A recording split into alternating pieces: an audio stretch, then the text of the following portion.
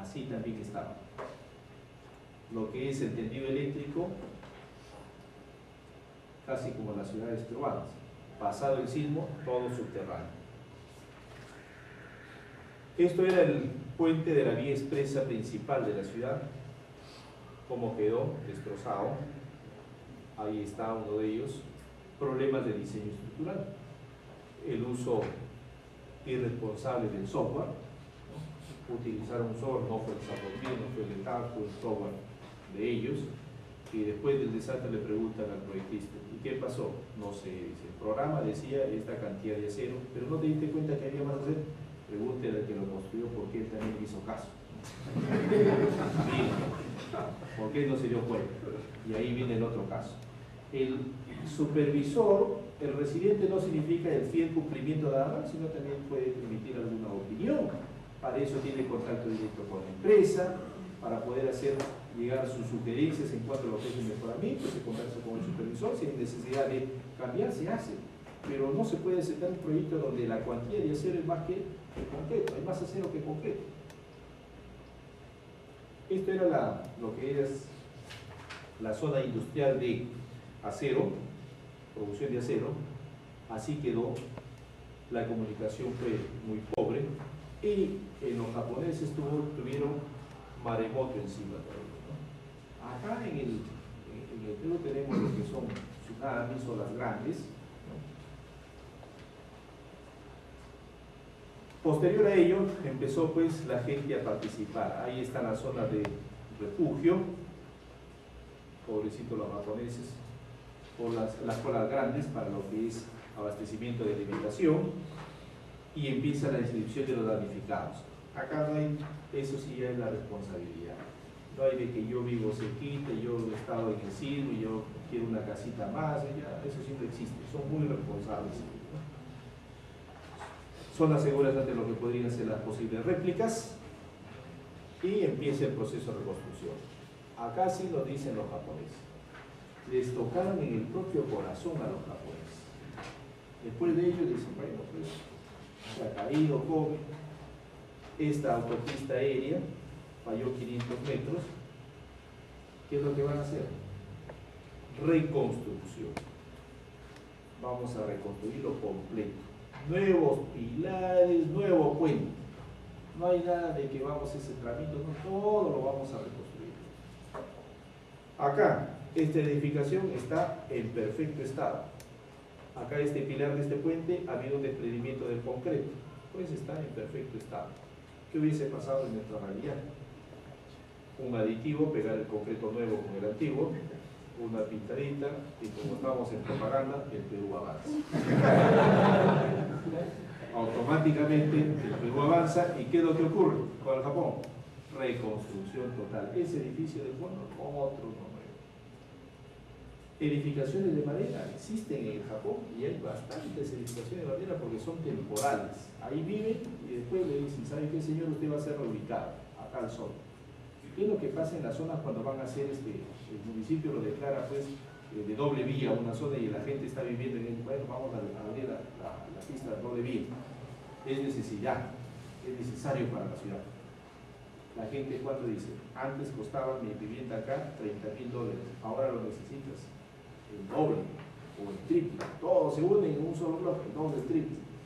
El municipio dice, bueno, pues vamos a tasarlo, vamos a negociar, y al final sale ya con 1.7, ya está, se acabó, ganaje. En Japón no, le dicen a este señor, ¿sabe que usted se va a ir de acá y se va a ir a tal departamento? Él lo único que pregunta es, mis cosas lo voy a llevar yo o ustedes. No, nosotros vamos a llevar, tenga su llave y ya está. No hace más problemas, ¿sí? Todo es por el bien de la ciudad. Nosotros no pensamos en esas cosas, ¿no? Acá está esta edificación totalmente buena. Reconstrucción, en lugar de esa edificación, una torre, una estación. Así vivían, tuburizados como nosotros. La línea del planeamiento no se respeta, miren acá postes, se sale igual que acá. Uno se sale 60 centímetros, yo quiero mirar más adelante, un metro. Al otro diciendo, ya por poco quieren unirlo de un lado hacia el otro lado, ¿no? Los voladizos, y le piden al ingeniero, Quiero hacer un igualito que el Interbank de Lima, ¿lo ha visto? Sí, yo también quiero hacer, oye, pero mire, no sé, pero yo quiero hacerlo. Quiero ser diferente del resto. Si uno tiene su altura de piso 3 metros, el otro dice, yo quiero 3.3 para mirarlo para abajo al vecino, ¿no? O 3.5. Eso es lo que yo quiero. Y no se da cuenta de que cuando hay un movimiento lateral, este señor de 3 metros le va a golpear, ¿no?, a la columna antes de terminar su conexión rígida con la losa. Entonces, ¿qué es lo que va a pasar ahí? ¿Quién va a fallar? El señor más altito lo miró, pero cuando viene encima el otro se va a reír. Le va a decir, mira pues los daños que le he hecho, porque no estamos en el mismo nivel. Todos deberíamos de tener un techo uniforme a la misma altura. Pero miren una urbanización donde ustedes hayan crecido, donde se haya crecido una vivienda primero, después el otro vecino, después el otro. Cuando ha sido una urbanización completa de ciclo, porque todos han sido a la misma altura. Pero cuando no es así, lastimosamente tenemos unas desconfiguraciones terribles en una urbanización. ¿Y a qué nos llevan? Fallas, ¿no? Fallas. Acá también crecieron, el otro tan más todavía, ¿no? Todo reorganizado. Este era un edificio militar. Acá, ¿qué es lo que pasó? Este piso está fallado, este edificio está bueno. En nuestro país hubiésemos utilizado estos pisos normal. Acá también estas oficinas. Estas igual, apuntalábamos y normal. Lo que sucedió con el Ministerio de Trabajo en Lima. Los japoneses dicen, no, para mí es reconstrucción. Entonces, una cosa es el poder económico, que se puede reconstruir, y otra cosa es realidades en las cuales pues efectuar toda esa reconstrucción. No podemos ni con Ica, ¿no? Ica, Chincha, hasta ahora no se ha reconstruido, la gente sigue esperando el proceso de reconstrucción. Es lento, pero dicen que es seguro. Ese es el problema, ¿no? Así fue la ciudad de Kobe y así quedó después de una reconstrucción casi de toda la ciudad. Por eso los japoneses dicen, gracias al cielo que Kobe ahora es una maravilla. Y eso que les he pasado lo venden en Kobe. Cuando fui a Kobe, lo venden como un orgullo. CD dice, fotos antes y después. Ese es el orgullo del japonés. Su dinero, la reconstrucción, ¿no? Y esto pues no debe ocurrir. Ese es el concreto como tal. Se dice que se comporta muy bien y casi siempre lo asocian al concreto. Algunos ingenieros dicen que el concreto es como las mujeres. ¿Por qué? Es dócil, se trabaja bien, se le da la forma que uno quiere, todo, ¿no? Pero también cuando le dan un golpe, un desastre que ocurre, ¿qué es lo que pasa? El concreto te abandona. El concreto te abandona y colapsa. Igual, cuando uno se comporta mal, eso es lo que nos pasa, ¿no? Muy bien, vamos a hacer un break y luego continuamos ya con la parte 5.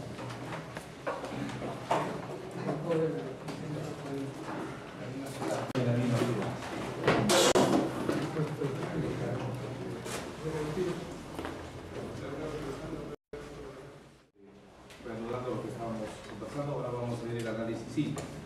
Luego vamos a hacer este ejercicio de aplicación, ¿no? Y posteriormente ya en la tarde continuamos con todo este bloque, ¿ya? Bueno, esto de nuevo ocurrió en Kobe en el año 1995, falla en el puente, lo que habíamos visto, una falla tipo acordeón que le llaman a este tipo de falla, y los pilares de los puentes habían sido despegados prácticamente de la superficie por tacto, y así quedó. En cuanto a nuestra norma de diseño sismo resistente, la norma nos dice de que todas las construcciones deben de ser capaces de soportar sismos razonablemente fuertes. Eso es lo que está en nuestra norma. La filosofía que habíamos hablado, evitar las pérdidas de vidas humanas, asegurar la continuidad de los servicios básicos, sabemos que son los servicios básicos, y minimizar los daños, minimizar la mayor cantidad de daños, ¿no? Eso tiene que ver con los principios, que es evitar el colapso, no debe colapsar, y tiene que soportar sismos moderados, ¿no? Es lo que se indica, teniendo daños dentro de los límites aceptables. En cuanto a la parte de antecedentes, lo que es la psicología, se ha ido avanzando pues los sismos han existido toda la historia de la humanidad y poco a poco hemos ido avanzando no solamente la parte sismológica, geológica, la ingeniería sísmica como tal, que es la parte estructural, mecánica de los medios continuos, para hacer el comportamiento de los materiales, para hacer normas cada vez más aceptables, ¿no? Esto es el foco o el hipocentro y las profundidades que habíamos hablado, ¿no? 60 kilómetros superficial, intermedio de 60 a 350 y profundo mayor a 350. La proyección hacia la corteza es el epicentro, ¿no? ¿Cómo se van a efectuar los análisis sísmicos? Se pueden efectuar, una de las formas es con el espectro de respuesta y la otra es utilizando acelerogramas. Acá tenemos aceleración versus tiempo, el registro. También podemos utilizar lo que son velocigramas, que es velocidad versus tiempo, o sismogramas, que es desplazamiento versus tiempo. En nuestro caso, en nuestro país, se estipula lo que es el uso de los acelerogramas, aceleración versus tiempo, ¿ya? Aceleración versus tiempo. Y la otra es que se hace un espectro. Todos los acelerogramas se hace un estudio de acelerogramas y se construye un espectro, diferentes tipos de espectro, ¿no? En cuanto a la modelación, las losas tienen acá 3 grados de libertad y 3 restricciones. Eso habíamos hablado en el centro de masa de la losa. Entonces, en una losa, su centro de masa tiene grados de libertad y restricciones. Grados de libertad se pueden desplazar en X, en Y y rotar alrededor de Z. Restricciones en Z, rotación en X, rotación en Y. Es lo que se tiene que concentrar en el centro de masa.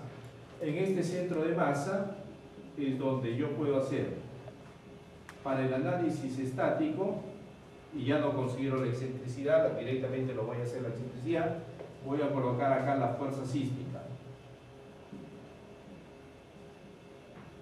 fuerza estática equivalente.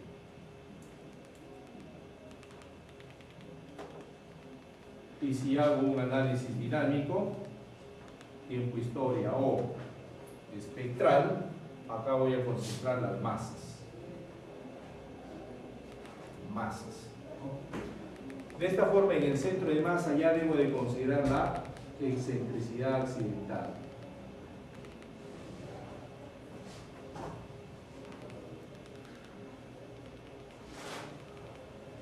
La norma nos habla de una excentricidad del 5%, ¿ya? Esta excentricidad accidental del 5%. Eso lo vamos a ver posteriormente. Entonces, ¿cómo se tiene que modelar? Toda la losa se tiene que modelar como un diafragma rígido. Entonces, la losa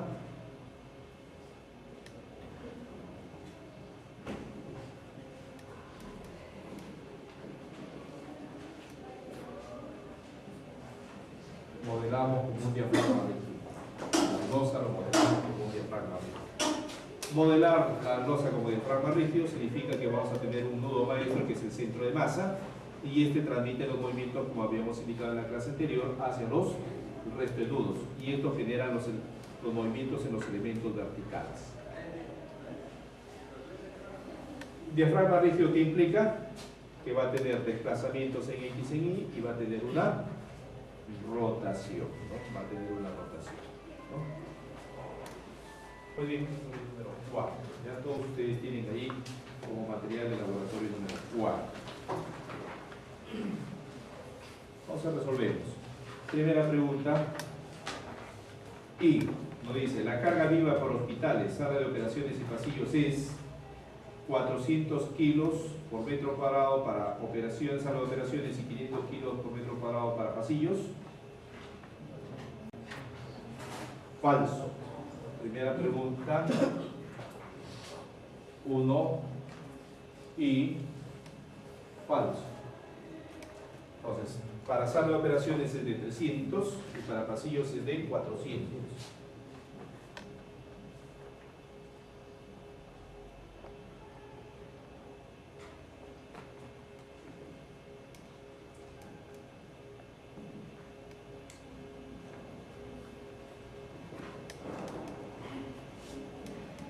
2i. El peso propio de la losa aligerada de 20 centímetros de espesor es 300 kilos por metro cuadrado. Verdadero.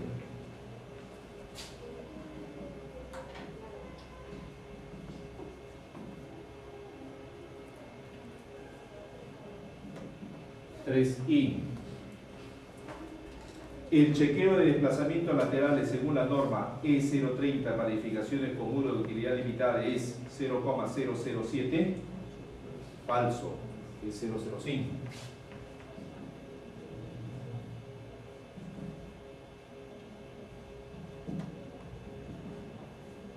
I. La evaluación de densidad de muros es obligatoria para edificaciones de albañilería confinadas en zonas sísmicas y se calcula por la relación, la que nos están dando, verdadero.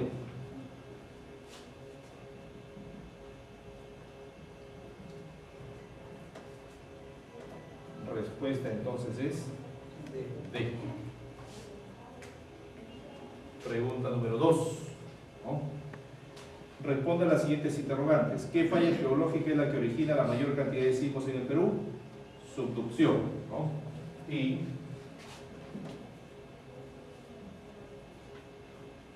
subducción cuando la placa de Nazca se introduce debajo de la placa sudamericana. Nazca y sudamericana. Problema de subducción. Los tipos de focos, hemos indicado, superficial, intermedio y profundo. Siendo para las edificaciones el más complicado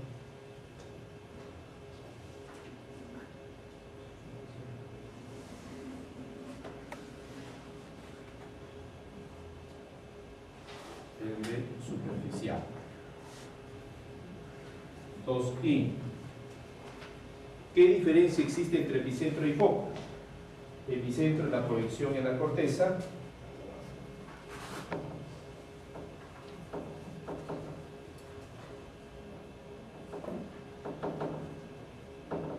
y foco es el lugar del sismo, donde se inicia. Tipos de ondas sísmicas: tenemos ondas superficiales,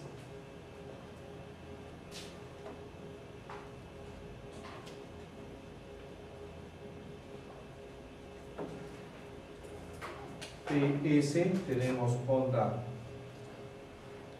low y onda Rayleigh.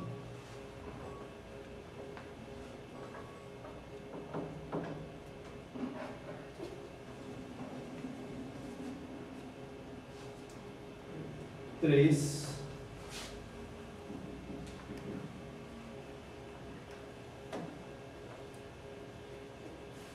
¿Qué diferencia hay entre magnitud e intensidad?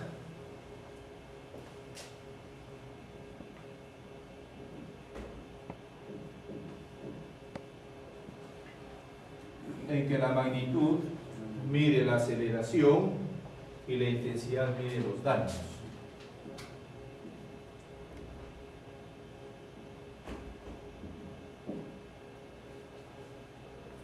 Ambos son de 1 a 12. 4. La magnitud se va a expresar en Richter, intensidad en Mercalli modificada.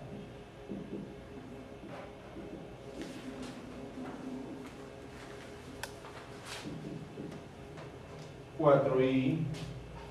¿Cómo se modela la losa aligerada? Como si es sísmicamente, como un diafragma rígido.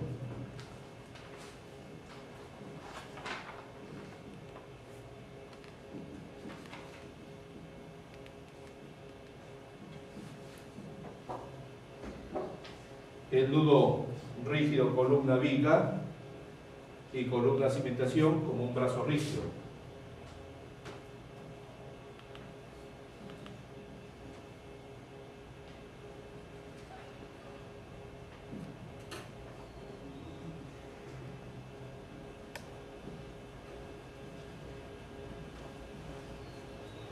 brazo rígido. 5. ¿Cuáles son los grados de libertad del centroide de la losa aligerada y sus restricciones? Acabamos de explicarlo. 3 grados de libertad, 3 restricciones.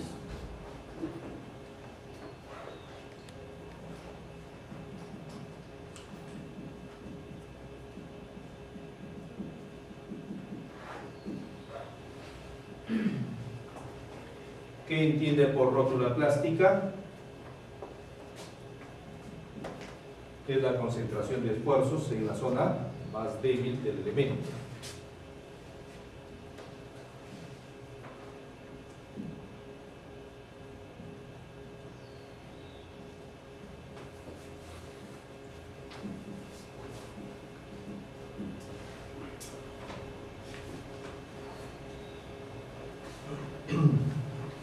¿Qué entiende por silencio sísmico? Ausencia de sismo.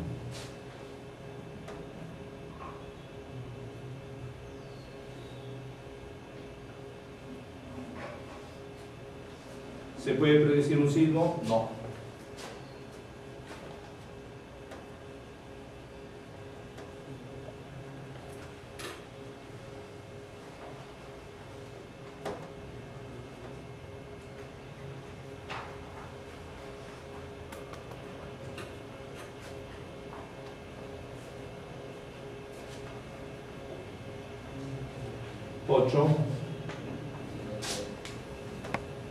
¿Cómo influye el tipo de suelo en el cálculo sísmico?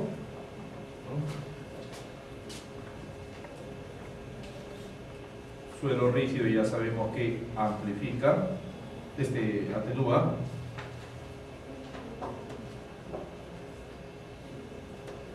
Suelo flexible amplifica. Si miramos, por ejemplo, lo que habíamos visto ya de albañilería,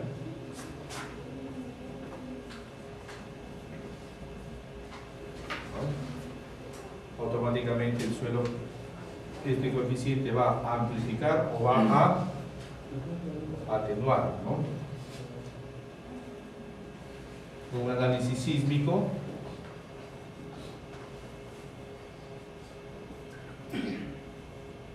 también el suelo tiene este tipo de comportamiento, está en el numerador, ¿no? Pregunta número 3, ¿no? Pregunta número 3. Nos están dando un problema. Para trabajar con las ondas P y la onda S.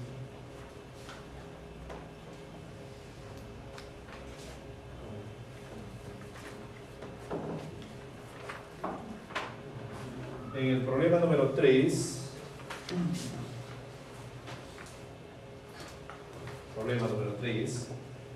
nos dice, en un sismograma se ha leído que la diferencia en el tiempo de llegada de las ondas P y S es 24 segundos.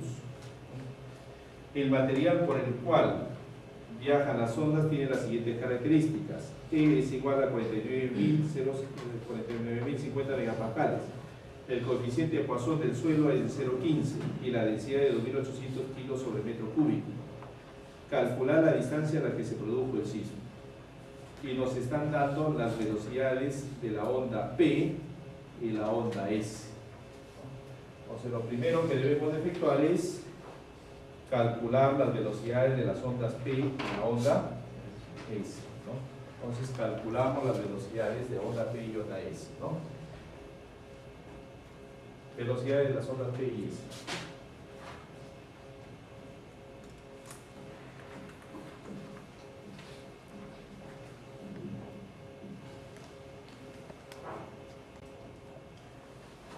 Vamos a calcular las ondas P y la onda S. Velocidad de la onda P nos están dando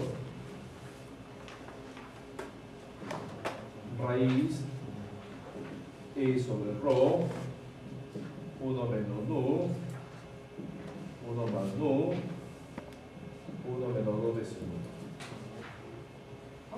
Es la velocidad de acuerdo a las fórmulas ya establecidas de velocidades S y P, en este caso para la onda P, onda primaria.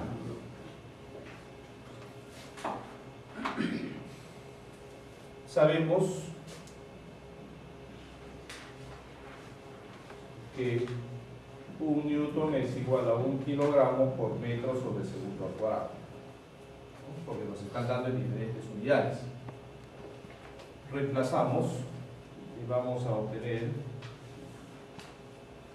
49,050 por 10 a la sexta, porque está dado en megapascales, lo pasamos a pascales. 1 menos 0,15,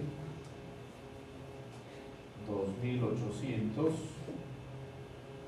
1 más 0,15, 1 menos 2, 0,15. Resultado que se obtiene es 4300,83 metros sobre segundo, velocidad de la onda P. La velocidad de la onda S tenemos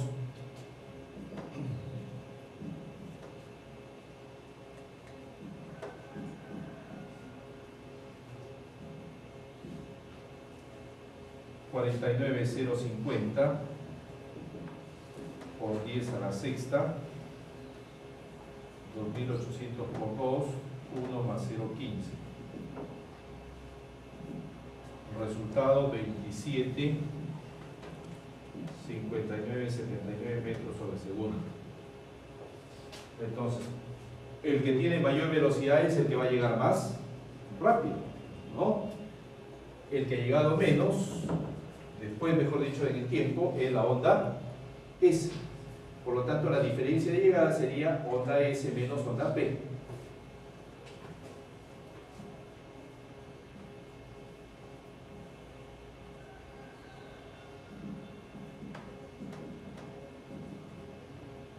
...24 segundos nos han dado, ¿no? 24 segundos. La distancia que van a recorrer ambas ondas va a ser la misma, ¿no? Distancia al final que ha llegado desde un punto que es el foco hasta el lugar donde ha sido medido. Por lo tanto, la distancia es la misma. Sabemos velocidad es igual a espacio sobre tiempo, ¿no? Velocidad es igual a espacio sobre tiempo. Y estas son velocidades de la onda P y la onda S.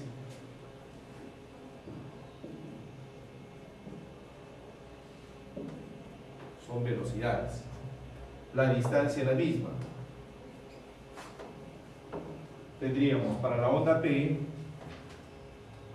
es igual a la distancia entre T sub P, ¿no? Y para la onda S, T sub S, ¿no? La distancia entre cada uno de ellos. Obteniendo acá la distancia 4300,83 T sub P, 259,79 T sub S. Ecuación B, ecuación C. ¿Qué es lo que va a pasar en ambos casos? Como la distancia es la misma,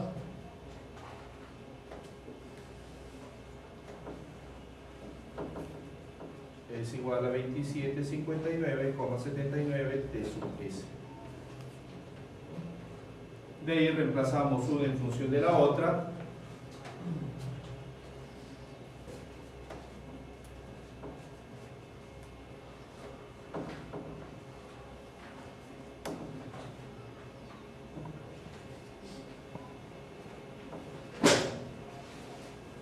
Reemplazamos D en A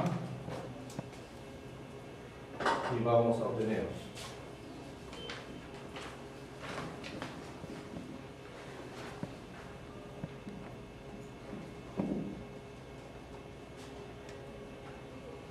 T sub S es igual a 66,98 segundos y T sub P 42,98 segundos.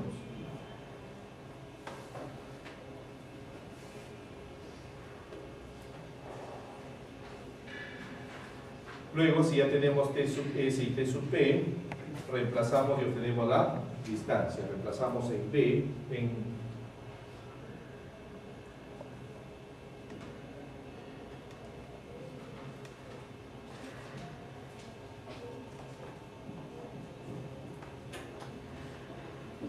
la distancia es igual a T sub P, que es 42,98. 18, 48, 49,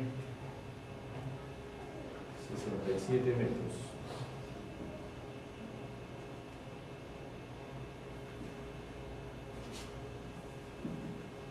$184,849 kilómetros. Donde ha ocurrido sismo.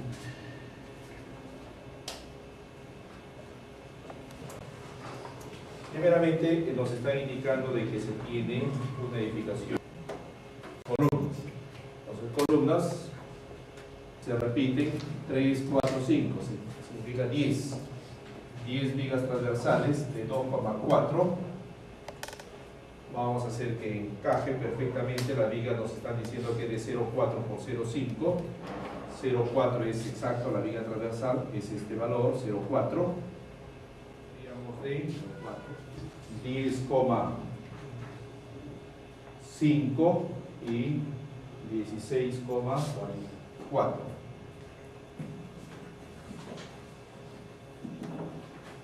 Resultado 17,220.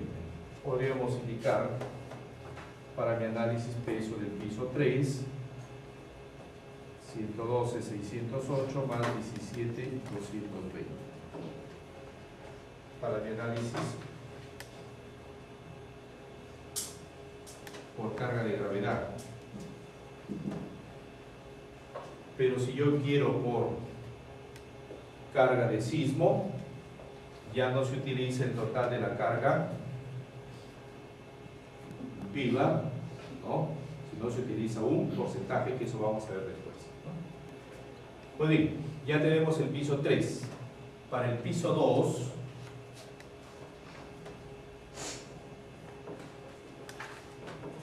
con carga muerta, tendríamos la losa,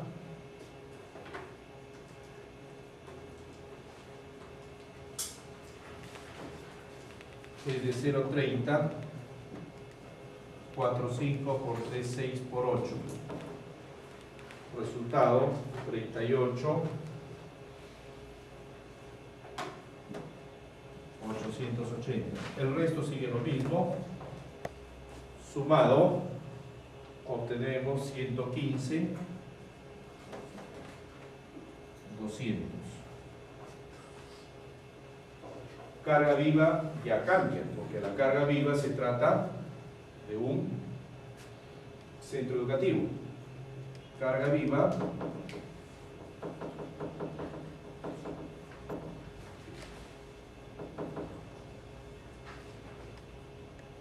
vamos a considerar que fueran aulas, es de 25, 10,5, 16,4, 43,050.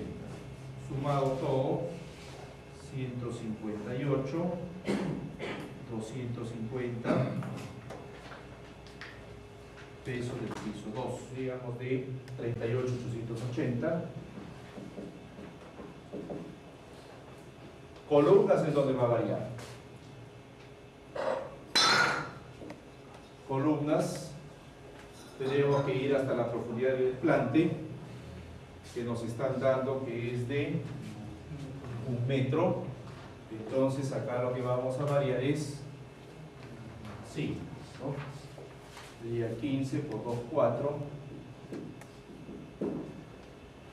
0,405 por 5. y eso es igual a 36, sigue igual, y se obtiene 122.400. La carga viva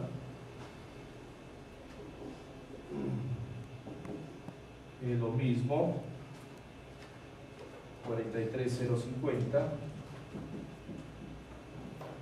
y el resultado tenemos 165.450,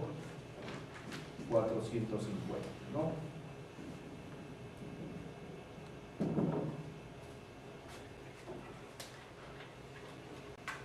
Muy bien, vamos a resolver entonces el laboratorio número 5. Laboratorio número 5. Nos dice indicar verdadero o falso justificando las respuestas. Y dice, si la resistencia de la albañilería con ladrillo artesanal es 45 kilos sobre centímetro cuadrado, se podría afirmar que su modo de resistencia es 22.500 kilos sobre centímetro cuadrado. Respuesta verdadero.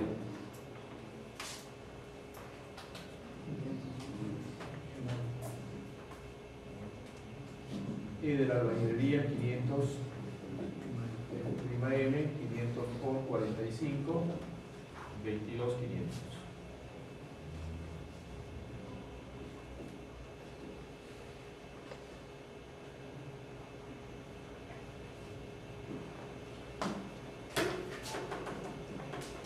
Y si una losa literal es de 20 centímetros de espesor, entonces el ladrillo de techo a usar debe ser de 17 centímetros. Falso. ¿De cuánto? 15.